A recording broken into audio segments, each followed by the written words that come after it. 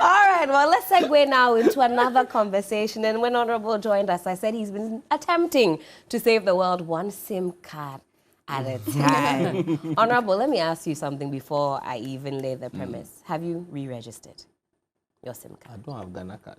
Hey! So even you, the first hurdle, you have not even crossed it. I don't have Ghana card. And I don't have Ghana card for a reason. And I know my friend Moses Beijing is going to... He's screaming because his company, Margins, is the one doing the Ghana card as a technical partner. And my argument is simple.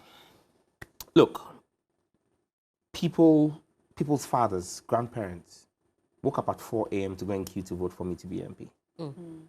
Now, I get reports from this very same people who have voted for me to be MP. They've gone to the Pram office of the NIA, they've registered, and they've not gotten their cards. They go and they're told, go and come back in 2 months before we can register you because there's a backlog. I say, okay, I want to get registered in the Pram office. And then I'm told that, oh, we'll register for you and by tomorrow you have your card. And I'm saying, why am I being treated special? Because of the title? The people who gave me the opportunity to get that title should get that treatment. So my argument is I will not accept any expedited service if they can't give that service to the people of Ningo Pram. Because in my district office, they're facing that challenge. There are people who've registered since March who've been told to come for their cards in December. And you want to produce my card overnight for me? No. And you see, and for me, people may say it's populist. People may say you're just playing to the gallery. But I feel that if members of parliament and people who had a voice because of the people who sent us there all stood up and said, we won't do this except you provide for our people, would have seen better service delivery from the NIA. But MPs were given VIP service. They've taken their Ghana cards. They needed the Ghana cards for several things that they did in parliament, and so they've taken advantage of the VIP service and they have their cards. But your constituents are not getting the service you got. And that for me is a reflection of the kind of leadership that we ought to give.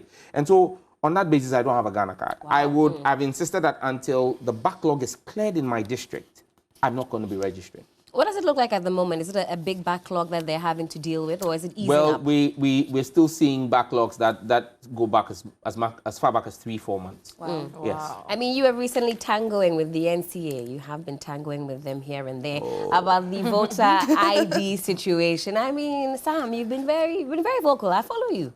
So I know what you've been doing. Thanks. that recent fracas, voter ID being accepted, Ghana card, all of that. You see, the thing is, the NCA and the ministry are embarrassed. If you read their statement in response to me, which they issued on Saturday evening, it was responding to my Facebook post and my tweet. And Saturday morning, I put out a tweet and said, finally, common sense has prevailed. Because we've been calling for the inclusion of the voter's ID card as a card that you can use to register. And that the NCA has instructed the MNOs to begin steps towards that. Then the NCA does a statement and says, Sam George is lying. It's not true. What we did was we had a technical committee meeting where we discussed using the voter's ID card. And we've asked the technical committee to start implementation of that on the app. Have you corroborated what I said or disputed what I said? They are just embarrassed that I was sitting in Monrovia at the time. On Friday, I was in Monrovia, and they were sitting at Airport City, and they had a meeting. And I knew what happened. And so the whole anger is that who is leaking information to this opposition boy that he knows everything that's going on here? Look, and that's what I'm saying. It's common sense. It's the right thing to do. The engineers at the NCA themselves agree that that is where we have to go. The argument they make is that the committee is now going to work on it and that they have tried to do passports and it's taking a few months and they've not completed. But if you've been inefficient, that's my fault. The minister announced, remember the minister's address where she said, I reluctantly extend. The headmistress address, as I call it. Hey, Honorable. It's like you're at assembly and your headmistress says, I'm giving you one last warning.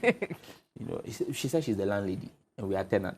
You're GMI. So, Sam. They say she's called down, so man Tatiana. but you know, at that press conference where in July, she said Ghanaians outside the country could register with their passports. Yes, that was the directive. a minister gave a directive without consulting the technical people. And that's how come if in their statement they said, since July, we're in November, they've not been able to do the integration of passport. So Ghanaians serving their country on peacekeeping, Ghanaian students studying outside this country, Ghanaians who are resident outside the country, Ghanaians serving in our diplomatic missions, who don't have Ghana card. Up till now, the minister doesn't even have a way for them to register. So if the NCA, and I keep saying, this integration, if you give it to Ashesi third-year computer engineering students, in 3 weeks, they will finish it. So if the NCA has been incompetent, and for 4 months, you've not been able to do it, why do you blame me? The thousands of dollars you earn as salary at NCA, and they're one of the best paid state institutions. Wow. If you ever find yourself in government, go there. Go there. I haven't verified this, so I can't speak to it. Me, I'm telling you. Now, once it's coming from him, I have worked at the Ministry of Communication before. Once it's coming from him, what? I have that ambition. And so if you earn what you earn and you're telling me that you can't do the integration in a quick time, and so because of that, what's the substance of what Sam George said? That the NCA is considering the use of voters' ID cards.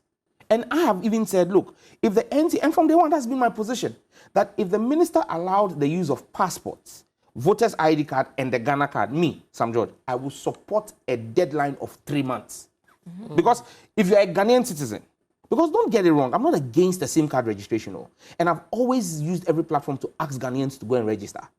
What I am against is her posture and the implementation of what she's doing. If you do the right thing the wrong way, nobody will support you. You're still going to get a wrong result. And so you do not go about threatening people who do not have a Ghana card. Because, Ghana card is NIA that does Ghana card. It's not like I can go to Heavy Do and go and say, give me Ghana card 5 cedis. It's not fufu. I'll go to Heavy Do Chopper and say, give me 5 cedis. You can't go and ask for 5 cedis Ghana card. Unless the NIA produces the card for you.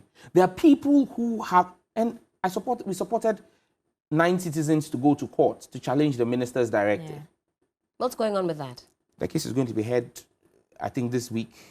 Yeah, this week. It will be heard sometime this week. The injunction case. We went to court. We filed the case on a Monday.